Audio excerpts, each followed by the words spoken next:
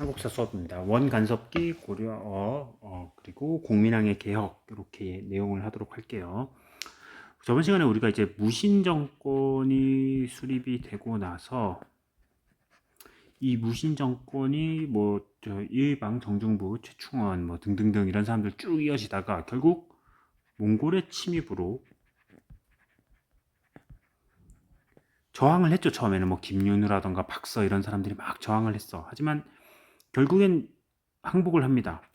고려가 항복하고, 이 항복이라는 거는 결국에는 고려가 강화도에서 개경으로 환도했다는 거죠. 이때는 강화도에서 항전을 이어가다가 항복하고 개경으로 환도를 했다.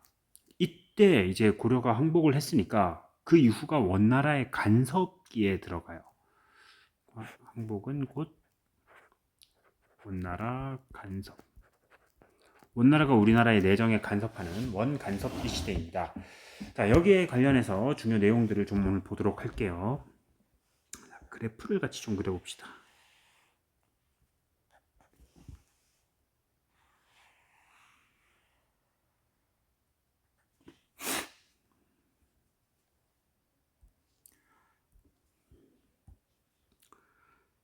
고려의 항복부터 시작해서, 자, 그래프 처음에 쭉 내리막 타다가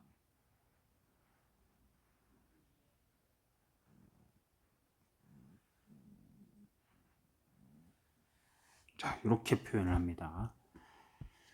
왜 그래프가 이렇게 됐는지는 같이 좀 보도록 할게요. 맨 처음에 이제 여기서부터 고려의 항복입니다. 고려가 항복을 하고 나서 다시 개경으로 환도를 했죠. 그리고 나서 이 내리막의 시기, 밑에 내리막 시기, 이 시기에 고려는 원나라 간섭을 받게 돼요. 모든 게 몽골에 의해서 이제 우리가 간섭을 받는 시기예요. 고려 정부는 어떤 일을 겪었느냐?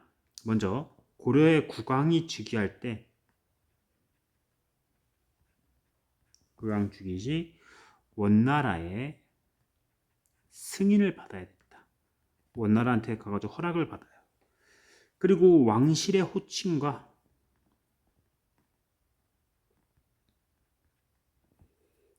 관청의 명칭이 격화됩니다.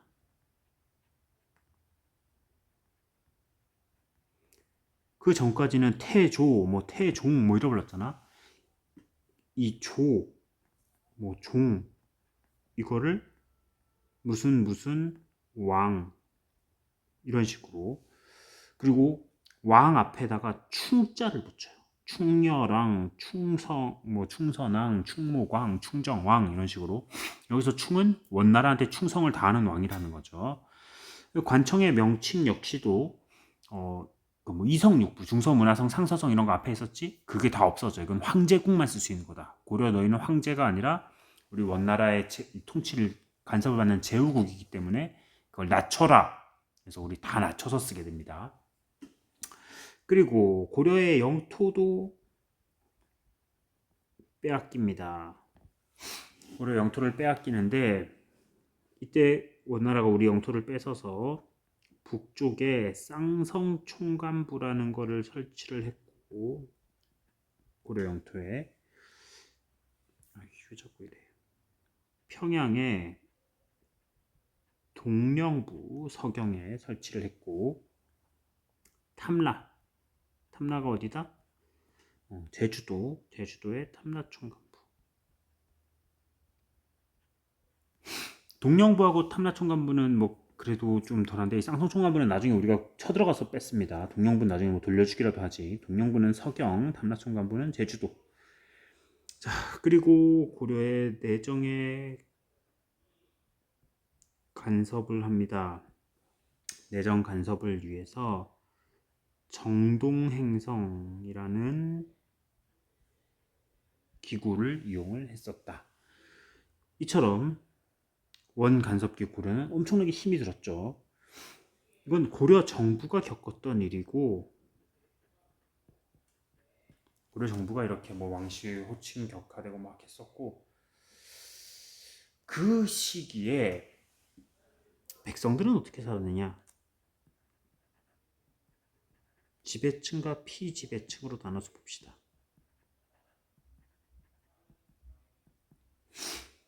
지배층은 이제 무신들이 몰락하고 새로운 지배층, 곤문세족이 등장을 해요. 곤문세족은 어떤 사람들이냐? 원나라랑 친한 사람들이야. 원나라의 뭐 글자를 공부했다던가 아니면 뭐 가족 중에 뭐 원나라와 연줄이 있다던가 뭐 이런 식으로 이들은 크게 땅을 넓혀서 대농장을 획득을 했습니다. 산천을 경계로 한다 하죠. 이 산부터 저 산까지는 한 사람 땅, 이렇게 넓은 땅을 한 사람이 가지는 거야. 그리고 고려의 중앙에 도병마사가 도평의 사사라고 격하돼 있었거든.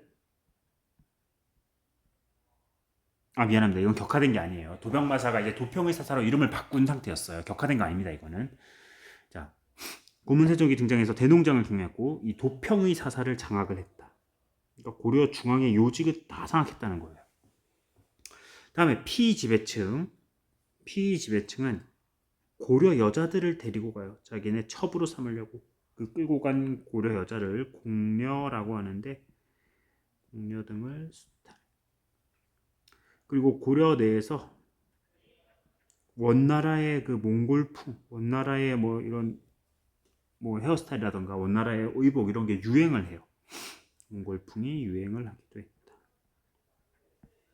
자, 백성들은 이렇게 살고 있었습니다. 지배층과 피지배층 나눠서 곤문세족 등장했고 뭐 공녀 등의 수탈, 몽골풍이 유행했다. 그리고 정부는 이렇게 힘들었다. 자, 고려가 이렇게 힘이 든 와중에 고려는 과연 어떻게 다시 상승 곡선을 타게 되느냐? 바로 이 사람이 등장을 해요. 공민왕의 개혁. 자, 공민왕이라는 사람이 등장을 해서 개혁 정치를 해 나가는데 그 내용을 좀 보도록 할게요. 자, 여기다가 씁시다. 일단 공민왕의 개혁이 가능했던 배경은 뭐 고려가 아무리 대단해도 일단 원나라가 강하면 안 됐겠지. 원나라가 쇠퇴를 했습니다. 원나라가 점점 힘이 약해지고 있었어. 그래서 기회가 왔다. 공민왕의 개혁이 시작됩니다. 일단 내용을 보면은 반원 자주 개혁, 원나라에 반대한 자주 고려과의 개혁, 그리고 왕권 강화, 이렇게 나눠서 보도록 할게요. 일단 반원 자주 개혁을 위해서 기철이란 사람이 있었거든. 이 기철은 그 당시 곤문세족의 대장입니다. 기철의 동생이 원나라의 황후였어요. 기철은 고려 사람인데, 그러니까 고려 여자가 원나라 황후까지 올라간 거죠. 기황후라고 해서. 그래서 이 기철의 권세가 엄청났어, 당시. 이 기철 등 친원 세력을 죽입니다. 옛날 만약에 원나라가 됐으면 죽였으면 바로 쳐들어왔을 겁니다. 근데 원나라가 경고만 할 뿐 군대를 끌고 바로 쳐들어오지 않아요. 그 얘기는 원나라가 약해지고 있다는 거겠죠. 자, 여기에 이제 힘을 얻어서 고려의 앞에 나왔던 내정 간섭기구 이 정동행성 이문소 폐지. 아까 정동행성이라고 이건 이문소는 뭐냐? 그 내부에서 이제 좀 내정 간섭에 좀 직접적으로 연관되던 그 부서를 폐지했다는 겁니다. 그리고 아까 빼앗겼던 땅, 그 중에 동령부나 탐라총관부는 돌려받았거든. 우리가 요청을 해가지고. 근데 쌍성총관부는 끝까지 안 돌려줬거든. 이 쌍성총관부를 공격을 합니다. 우리가 군대를 끌고. 군대 끌고 가서 공격을 해서 여기를 탈환했습니다. 또 몽골풍 금지. 이제 몽골 옷 입고 뭐 몽골 헤어스타일 하고 하는 거 금지. 자, 그러면서 반원 자주 개혁을 했습니다. 다음 왕권 강화를 위해서 스님이 한 명 등용이 돼요. 신돈이라는 사람인데 이 사람을 등용을 해서 전민변정도감,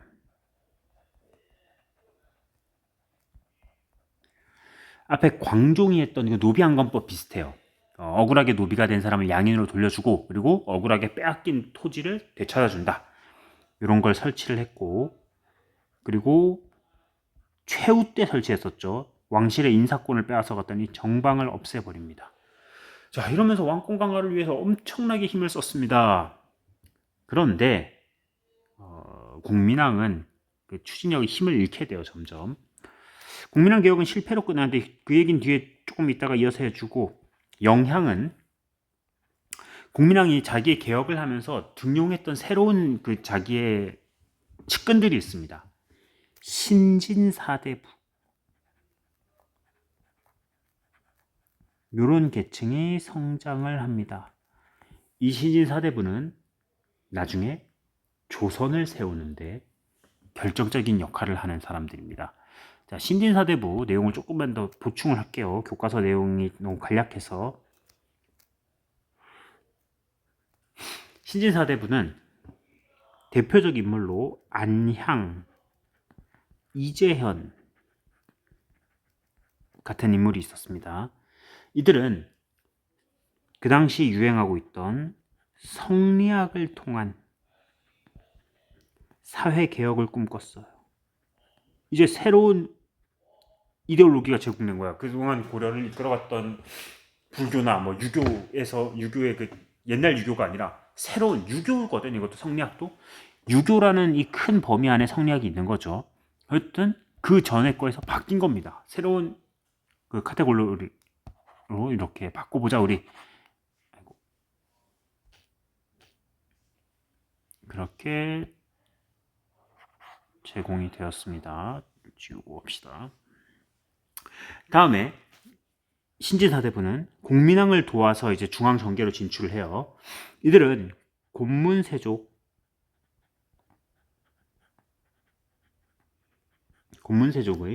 친원 정책과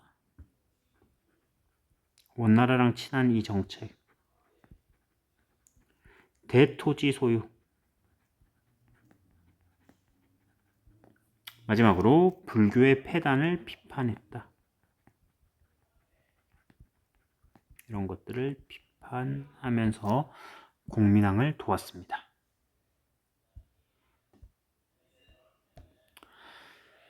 자, 다음에 그럼 공민왕이 이렇게 성공적으로 했고 막 쳐들어가고 뭐 엄청나게 노력을 했잖아. 근데 공민왕은 왜 실패했느냐? 격정적으로 외침이죠. 외부에서 이 홍건적이라는 세력하고 일본, 왜구가 침입을 해와요. 그래서 막 수도가 함락되고 이런 과정에서 점점 공민왕의 개혁은 힘을 잃게 되죠. 하지만 홍건적과 왜구의 침입은 새로운 또 다른 세력의 성장을 가져왔는데 신흥무인 세력. 이 신흥무인 세력이 성장하는 계기가 되었다. 최영, 홍산전투,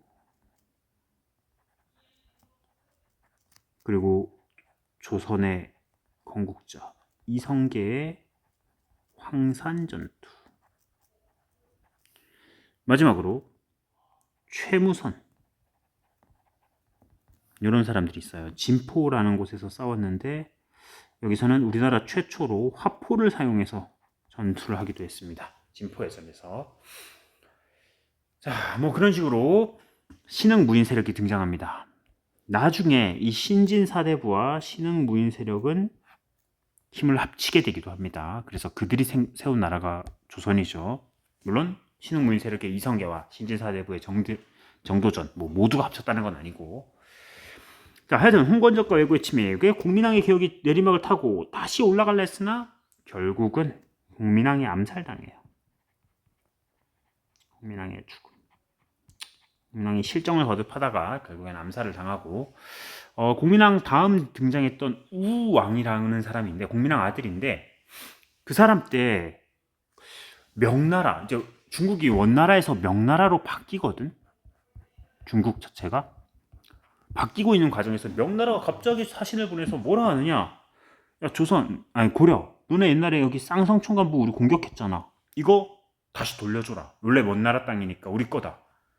그렇게 되자 당시 우왕하고 조정 최고의 권력가 있던 최영하고 둘이 힘을 합쳐서 이건 안 된다.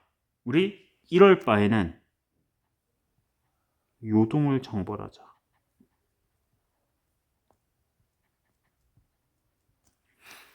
중국 땅을 공격을 해버리자. 뭐 왜 우리 땅을 달라 그러냐. 이럴 바엔 차라리 공격하겠다. 우리가 선제 공격해버리자. 그래서 군대를 끌고 갑니다.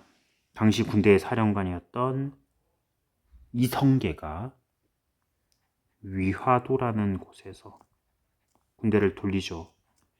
중국 치라고 군대를 보내는데 그 군대를 끌고 가다가 다시 뒤로 돌려서 고려 조정을 공격을 해버리고 모든 권력이 이성계에게로 넘어갑니다. 최영은 죽었고 잡혀가지고.